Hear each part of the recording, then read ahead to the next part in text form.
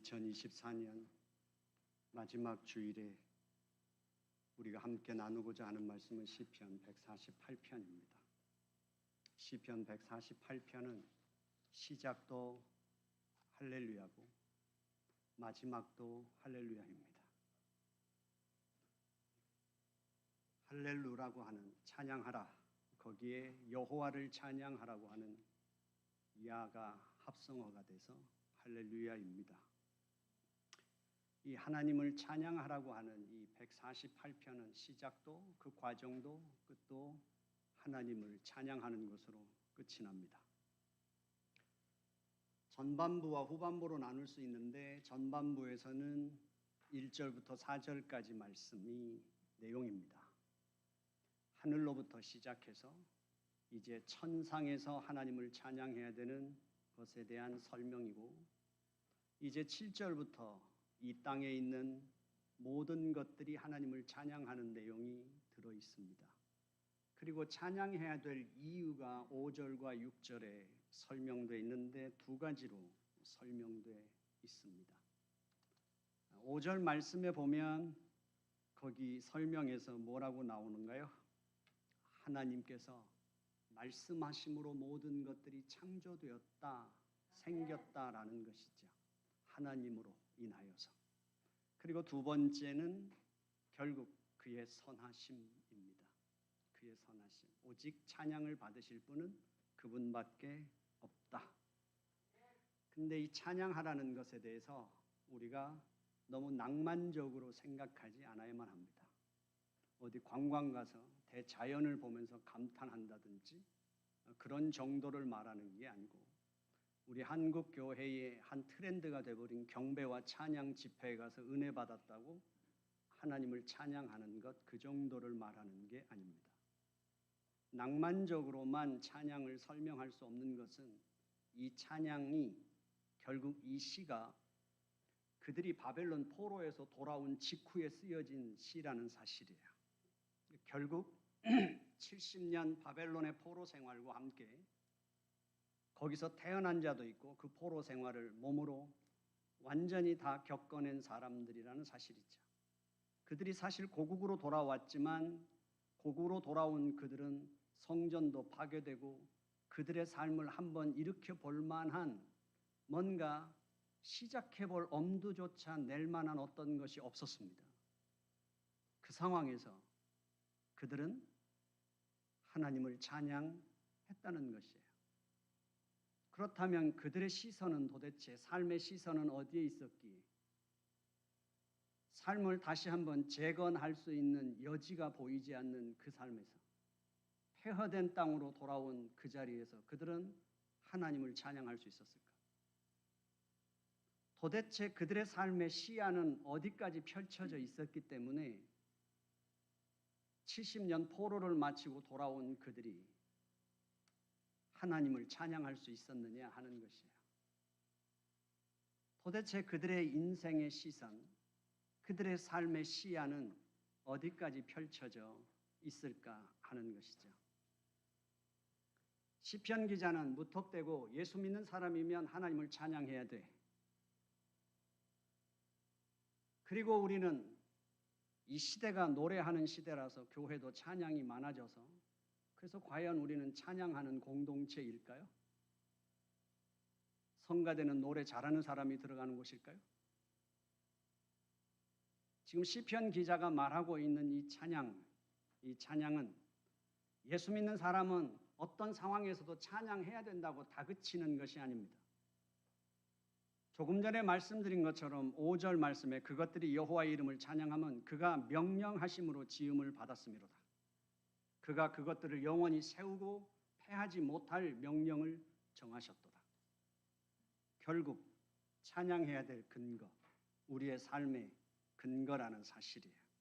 해와 달과 별과 그리고 산과 바다가 그렇게 존재한다는 게 찬양할 만큼 신비로우신가요? 교회 오시면서 뭘 보셨을까요? 어제 오늘 기온이 상승하면서 안개가 짙게 들이우는 것을 어떻게 보셨을까요? 우리 현대인들은 다른 게 안 보입니다. 왜냐하면 일상에 매몰됐기 때문이에요. 어떤 사람은 이렇게 지옥을 표현했어요. 지옥이 뭐냐? 자기 집착에서 벗어나지 못하는 인간의 자기 집착, 그 상태가 지옥이다. 결국 우리는 우리의 삶에 집중하다 보면 우리에게 있어서 많은 것들을 보지 못한다는 사실이에요. 그리고 그것이 곧 우리를 지옥으로 만든다. 어떤 사람들은 감수성이 예민해서 날씨가 변하는 것, 계절에 변하는 것에 대해서 말할 수 있어요. 감수성이 예민해야 된다고 말하는 게 아닙니다. 오히려 해와 달과 별과 온 우주로부터 내려와서 우리까지 이게 내려오는 그 과정 속에서 해가 어떻게 찬양을 할 수 있겠어요? 나무가 어떻게 찬양할 수 있겠어요? 그 존재하는 그 모든 것들에게는 무엇이 있을까요? 창조주 하나님 그분이 그 속에 담겨져 있다는 거예요. 그의 선하심과 그의 인자하심이 그 속에 담겨 있고 그 빛을 발하고 있는 그 자연 우주 만물을 보면서 살아있는 생명을 가진 인생들아 하나님을 찬양하라는 것이죠. 그렇죠? 여러분들은 어떠신가요? 우리 교회에서 가장 많이 아주 부담 없이 가장 많이 소모하는 게 커피입니다. 커피를 마시면서 무엇을 느끼실까요? 아열대 지방에서 그 커피 벨트라고 하는 그 아열대 지방에서 커피가 재배됩니다. 그 커피를 재배할 때 필요한 건 뭘까요? 그 커피를 재배하면서 농사는 농부가 아무리 진심을 다하고 성실해도 농사는 농부의 진심과 성실만으로 지어지지 않습니다. 그래서 농사는 하늘과 땅이 짓는다고 말하죠. 겨울철에 농부들이 그리고 이른 봄에 농부들이 땅을 갈아엎고 그 땅을 기경하는 이유가 뭘까요? 아무리 좋은 씨앗을 뿌리고 농부가 아무리 성실하고 진심을 다해도 척박한 땅에서 아니 또 기후가 맞지 않으면 토양과 기후라고 하는 이 모든 것들은 농사를 짓는 농사꾼의 진심과 성실만으로 해결되지 않는다는 거예요. 그럼 어디로 연결될까요? 그래서 고대인들은 태양을 섬기고 고대인들은 신을 그렇게 섬기지 않았습니까? 인간의 연약한 유약한 존재, 유한한 것을 그들은 태양을 섬기는 것으로 그리고 자연을 섬기는 것으로 그들은 갔던 것이죠. 우리는 어떨까요? 지금 시인은 말하는 거예요. 커피 한 잔이 내게 오기까지 그 씨앗을 뿌려 커피가 재배되는데 우리는 어디까지 갈까요? 하늘까지 가는 거예요. 그 기후를 조정하고 커피가 재배되고 열매를 꽃을 피우고 열매를 맺을 때까지 수확할 때까지의 그 모든 과정은 하나님의 은총이 아니면 어려운 거잖아요. 그리고 그것을 수확합니다. 그리고 건조시키지요. 그리고 도정 과정을 거칩니다. 그리고 그것을 이제 운송해서 필요한 사람들에게 가야죠.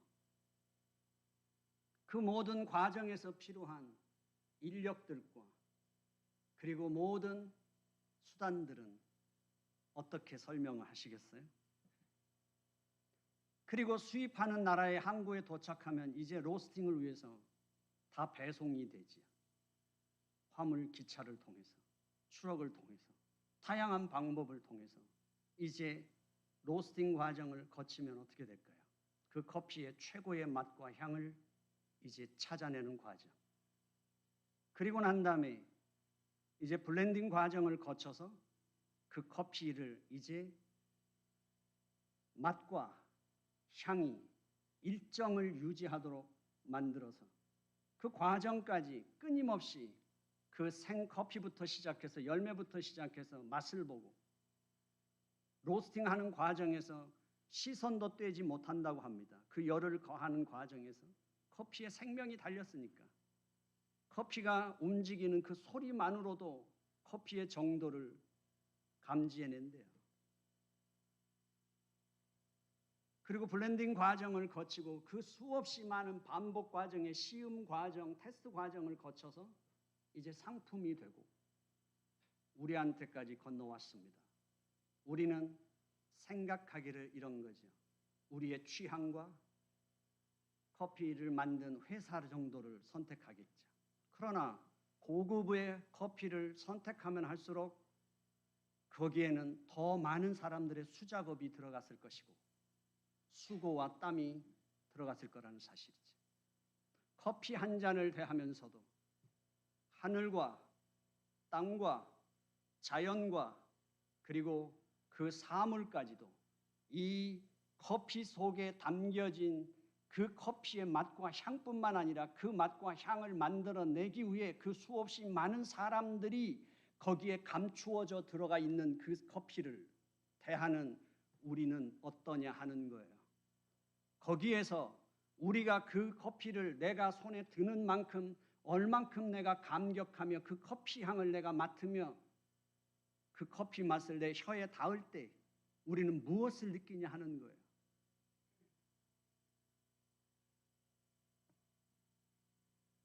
결국 커피 한 잔에도 이 우주의 심연 속으로 빠져들 수 있느냐 하는 것입니다. 찬양은 하늘로부터 시작해서 내려옵니다. 하나님 보호자에 가장 가까운 천사들부터 시작해서 그 대교향곡이 울려 퍼지는 것처럼 이 땅과 연결돼서 이 찬양이 어디서 끝나요? 하나님의 공동체에서 끝납니다. 결국 하늘과 땅과 온 우주 만물이 하나님을 찬양하는데 그 찬양의 절정과 끝이 어디냐? 하나님의 백성 공동체라는 사실이에요. 우리는 거룩한 공동체입니다. 결국 사물 하나에서도 이 성구 의자에 앉았을 때 여기에 내 몸을 의지하고 올려놨을 때 이 세상 그 어디에서도 경험할 수 없는 것입니다. 어느 하나님의 사람이 어떤 거룩한 영성을 가지고 하나님을 예배하는 자를 그리면서 이 의자를 만들지 않았을까요? 이 나무를 고르고 키우고 이 나무를 재단하고 이 나무를 통해서 하나님을 예배하는 교회에서만 사용할 수 있는 성구를 만든 이 의자에 와서 내가 내 몸을 얹었을 때 여러분들은 어떤 걸 느끼며 품을 수 있느냐 하는 거야. 우리의 거룩한 힘은 바로 여기에 있다고 생각합니다. 풀 한 포기도 산들바람도 그 존재의 가치와 존재의 의미를 느껴줄 수 있는 사람, 하나님의 창조주로부터 그 존재 의미와 가치를 느끼면서 같이 연결되는 거예요. 하늘과 땅을 연결시키고 생명 있는 피조물과 생명 없는 피조물을 연결하고 인간과 사물이 연결되어 살아가면서 거기에 의미와 거기에 가치가 발현되는 것, 거기에서 하나님의 창조가 역사가 다시 한번 되살아나는 것. 결국 그걸 느낄 수 있다면 이 우주 속에 얹어져 있는 장구한 이 역사 속에서 80년, 100년 전처럼 한순간을 존재하며 내가 이 우주 속에 얹혀져 사는 이 순간이 찬양할 수 없다는 거예요?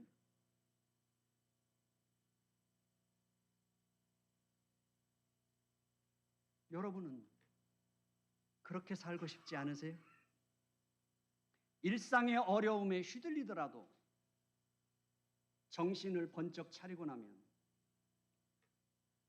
나는 다시 창조의 그 영성으로 들어가고 싶은 생각은 없으세요?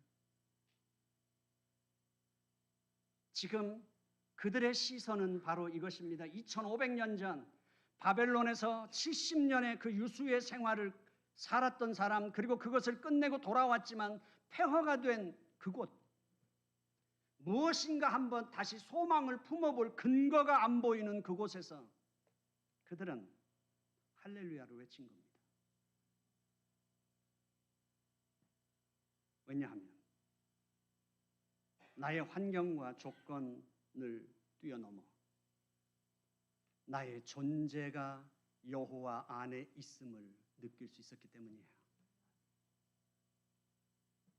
두 번째가 6절 말씀에 여호와의 이름을 찬양할지어다 그의 이름이 홀로 높으시며 그의 영광이 땅과 하늘에 뛰어나시미로다. 이 한 구절 어떻게 여러분들은 느끼십니까? 여호와는 홀로 높으시대요. 계속 말씀드리지만 지금 70년의 포로 생활을 했고 돌아왔습니다. 그리고 돌아온 이들은 언제 어디서든 누구에게든 짓밟힐 수 있는 연약한 소수였습니다. 그 당시에 이름을 날리고 이름이 드높은 사람은 바벨론의 황제였을 거예요. 그런데 유대라는 그 작은 나라가 짓밟히고 나락에 떨어졌습니다. 그들의 신도 별 볼 일 없는 신인 거예요. 그들을 구원할 힘도 없는 신이요, 그들을 지킬 힘도 없는 신이요, 어느 대국에게라도 언제라도 짓밟히고 빼앗길 수밖에 없는 대국의 손에 달린 운명 속에 있는 자들이었다는 사실이지요. 그런데 시편 기자는 오히려 왜 이렇게 고백할까요? 우리의 주인은 하나님이시며 우리의 찬양을 받으실, 영원히 대대의 찬양을 받으실 분은 여호와 하나님이라고.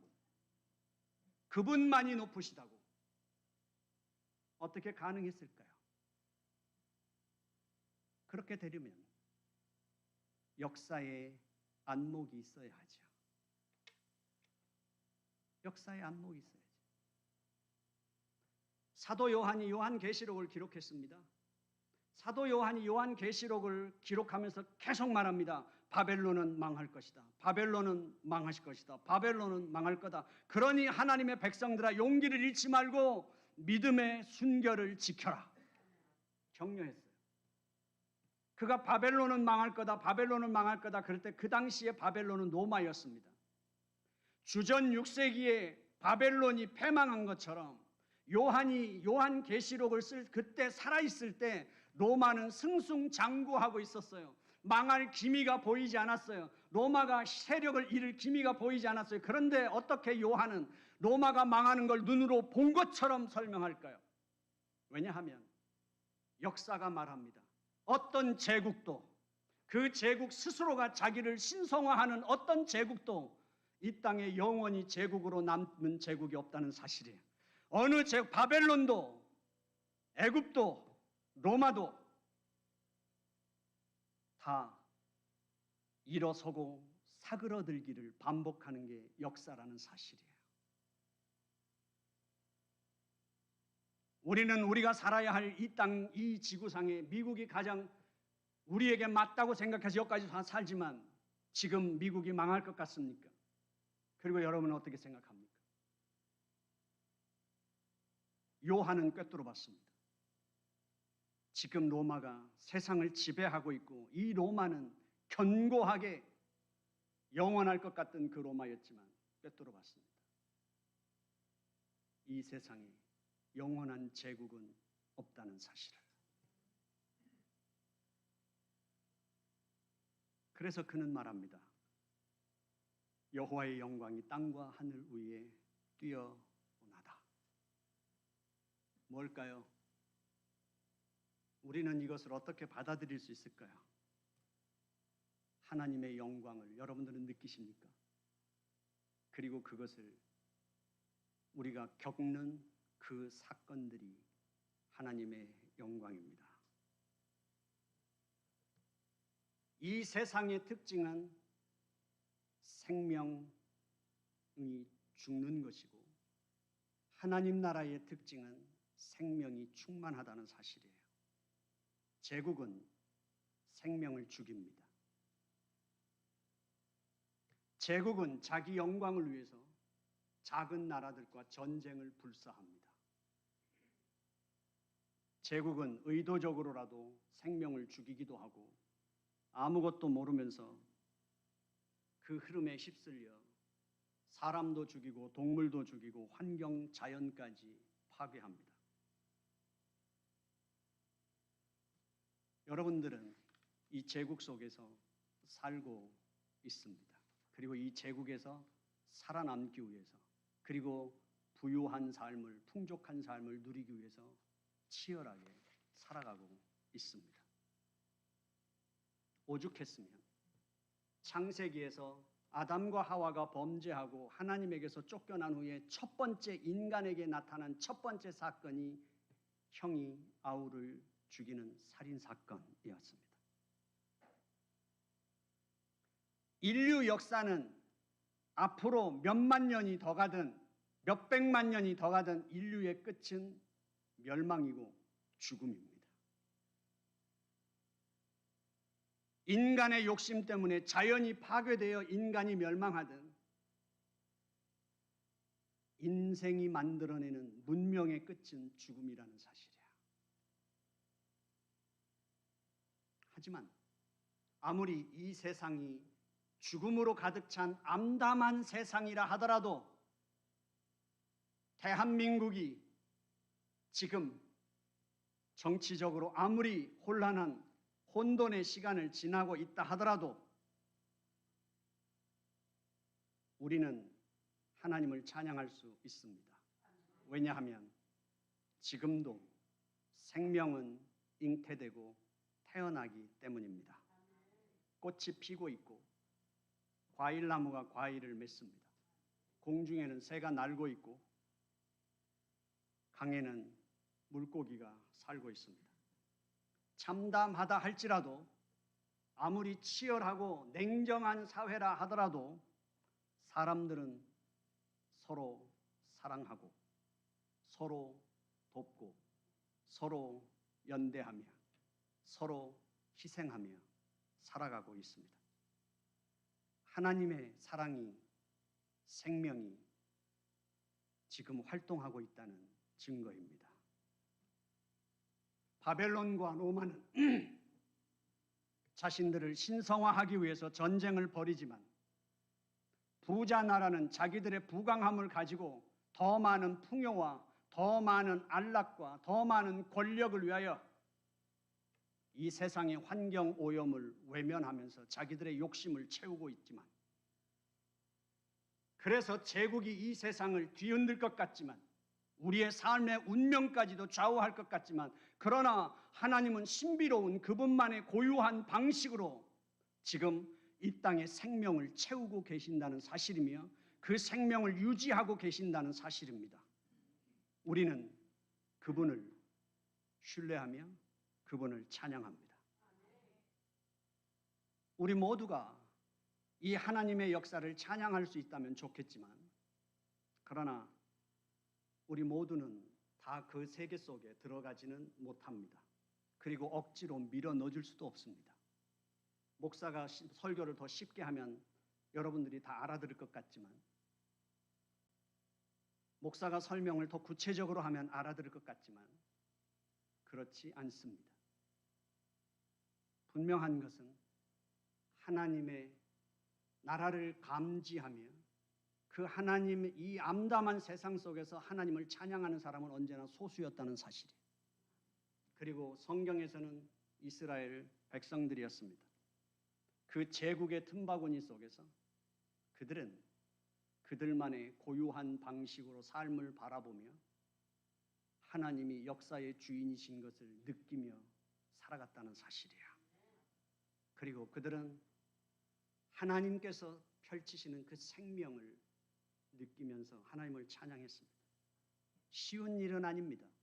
14절 마지막 절에 그가 그의 백성의 뿔을 높이셨으니 그는 모든 성도 곧 그를 가까이 하는 백성 이스라엘 자손의 찬양을 받을이시로다. 할렐루야. 결국 이 세상 것으로 우리가 힘도 얻고 살 의미도 찾고 고생을 참을 우리에게 힘도 얻는 것 같지만, 그러나 우리를 진정으로 살게 하는 것은 하나님 그분이시라는 사실이죠. 우리 길벗교회 성도들, 여기 모인 우리 가족들은 바로 그 하나님을 찬양하는 작은 공동체입니다. 우리의 힘이나 의지나 결단만으로는 어렵습니다. 우리가 사는 세상도 바벨론이 아니면 로마 시대나 다를 게 없기 때문입니다. 우리는 우리가 살고 있는 이 세상에서 돈과 정치와 권력과 그리고 각종 소비와 여흥이 사람들은 살아가고 있기 때문입니다. 돈이 없으면 어떤 우리의 삶의 자존심을 상하고 인간으로서 인간의 존엄성을 보장받지 못하고 사는지를 우리는 느끼면서 살고 있습니다. 그리고 권력 앞에서 인간은 얼마나 하찮아질 수 있는지도 우리는 알고 있습니다. 그리고 그 소비 사회 속에서 우리의 욕망을 짓누르고 살아가는 것은 얼마나 또 고통스러울까요? 그래서 우리는 웬만하면 세상에서도 세상 방식으로 지지 않고 살고 싶고, 교회 와서는 교회 방식으로 하나님 앞에도 사랑받고 싶은 방식을 애매하게 선택하는지도 모르겠습니다. 하지만 우리가 분명하게 말할 수 있는 건 진정한 자유는 없다입니다. 진정한 자유는 오직 하나님 안에서만 누릴 수 있습니다. 결국 구원의 하나님께서, 생명의 하나님께서 우리를 잡으시고 높이시고 우리를 지키실 때만 우리는 진정한 삶을 살아갈 수 있습니다. 사랑하는 성도 여러분, 올 한 해 우리 함께 살았습니다. 여러분들의 걸어온 그 삶에서 하나님을 찬양하실 수 있으시겠어요? 결국 우리에겐 입에 할렐루야를 달고 살으라는 말이 아니라 쉽지 않다는 것 압니다. 넘어질 때도 있고 방황할 때도 있고 포기하고 싶을 때도 있는 게 사실입니다. 하지만 흔들릴 수는 있어도 다시 일어서면 됩니다. 그리고 다시 다잡고 가던 길을 가면 됩니다. 그럴 때 우리 옆에 하나님을 신앙하는 믿음의 길을 함께 걷는 길벗이 있으면 큰 힘이 되고 큰 격려가 될 수 있습니다.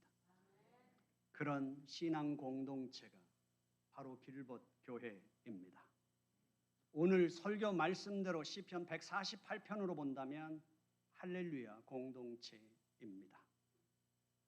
어떻게 보셨습니까?